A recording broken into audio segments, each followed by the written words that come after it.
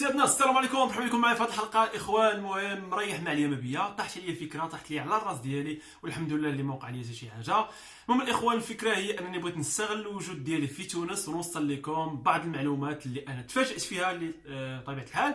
المهم هو الاسماء، شي حوايج حنا عندنا في المغرب كنسميهم بواحد التسميه واللي كتبان لنا يعني السميه ديالهم الاصليه، ويعني في تونس لقيت التسميه ديالهم مغايره بواحد الشكل كبير على المعنى والمفهوم ديالها عندنا في المغرب. ناخذ مثلا البيض حنا كنقولوا ليه البيض في المغرب، ويعني دجاجه تبيض، يعني عندها واحد الوصف. ولكن هنا انا وقعت لي واحد الطرائف، انني مشيت لواحد الحانوت يعني فهمتي، وقلت لها البيض، يعني ما فهمت حتى حاجه.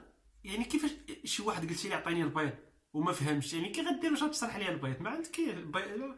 المهم الاخوان، البيض عند التوانسه تيقولوا ليه العظم، ليه عطيني وحده عظم، كعبه عظم، جوج عظم، ثلاثه عظم، اربعه عظم. المهم البيض عند التوانسه تيقولوا ليه العظم. اوكي. قرعه الماء، قنينه ماء، عندنا حنا المغاربه كنقول لها قرعه الماء، قنينه ماء. صافي كيجيب لنا الراس ديالنا بلي يعني صافي هذاك هو الماء، هذاك هو المغزى والمفهوم ديالها الحقيقي. عند التوانسه القرعه ديال الماء كيقولوا لها دبوزه، القرعه هي دبوزه، يعني عطيني دبوزه ماء. يعني الا مشيتي للحانوت غتقول لي عطيني دبوزه ماء. المهم المعلومه الثالثه هو ان الخبز، يعني كاين بعض المغاربه اللي عندهم الفكره على الخبز بالتونسيه، لكن المعلومه اللي غادي نبغي نوصل لهم هو ان ماشي كاع الخبز كيقولوا ليه طابونه. يعني كاين واحد كاين واحد الخبز يعني ما كاينش في المغرب كيسميوه طابونه، وعاد كاين واحد الخبز اللي هو عادي بحال ديال المغرب وكيقولوا ليه طبيعه الحال الخبز. المهم باش نصح هذه المعلومه، يعني كاين خبز تيقولوا ليه طابونه، ولكن داك الخبز يعني في شكل ديال بحال الحرشه، ماشي بحال الحرشه بزاف، المهم محمر، ماشي بحال الخبز العادي ديالنا. المعلومه الثالثه هذه. المهم المعلومه الرابعه وهي السياره عندنا كنقولوا لها الطوموبيله، السياره. التونسيين ماذا يقولون التونسيين عن السياره كيقولوا لها التوانسه كيقولوا لها الكهرباء. الطوموبيل، السياره اللي كنقولوا حنا هما تيقولوا لها الكهرباء.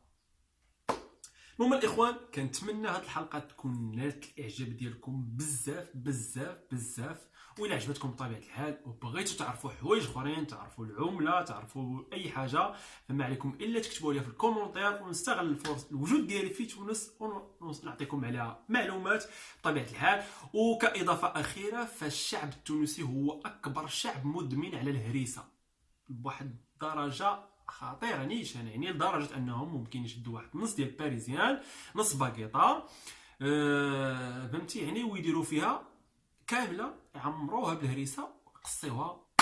المهم الاخوان، كنتمنى هذه الحلقه تكون نالت الاعجاب ديالكم بطبيعه الحال. الا بغيتوا تعرفوا اي حاجه، وباقي ان شاء الله يجوا حلقات اخرين اللي غادي يعني نحاول نوصل لكم بعض المعلومات اللي تقدروا تحتاجوها بطبيعه الحال الا جيتوا لتونس، واخا ما تجيوش، المهم تكون عندكم فكره عليها، على العمله، على بزاف ديال الحوايج. يا الاخوان تهلاو لي فراسكم بزاف، نشوفكم في حلقه جديده. اي حاجه بغيتوا تعرفوها بطبيعه الحال كتبوها في الكومونتير، والناس اللي ما ملتحقاش في القناه تلتحق بالقناه، دير سبسكرايب وتولي من العائله ومن الاصدقاء ديال سيسيمو السوح تي في على القناه السوح تي في. المهم الاخوان تهلاو لي فراسكم بزاف، اتوتالور.